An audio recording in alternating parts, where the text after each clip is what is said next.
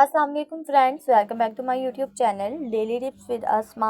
आज की इस वीडियो में हम आपको बताएंगे बतूल नाम के बारे में अनोखी और दिलचस्प मालूमात। बतूल नाम का शुमार लड़कियों के नामों में होता है। बतूल एक इस्लामी नाम है।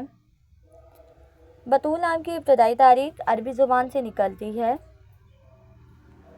बतूल नाम की लड़कियों के लिए खुशकिस्मत नंबर से माना जाता है। माहिरीन के मुताबिक बतूल नाम की लड़कियां बहुत शर्मीली होती हैं। बतूल नाम का मतलब है कंवारी, पाकीज़ा। बतूल नाम की लड़कियों के लिए खुशकिस्मत दिनों में जुम्मा और सोमवार का दिन शामिल है। बतूल नाम के अफराद के लिए मुवाफिक रंगों में सब्ज़, नीला और सफ़ेद रंग शामिल है। बतूल नाम के अफराद के लिए मुवाफिक पत्थरों में मरकत पत्थर शामिल है। खुशकिस्मती वाली धातों में हिस्सों के हिसाब से चांदी शामिल है। फ्रेंड्स, अगर आप अपने नाम का मतलब जानना चाहते हैं तो कमेंट बॉक्स में अपना नाम लिखें। इंशाअल्लाह हम आपके नाम की वीडियो ज़रूर बनाएंगे।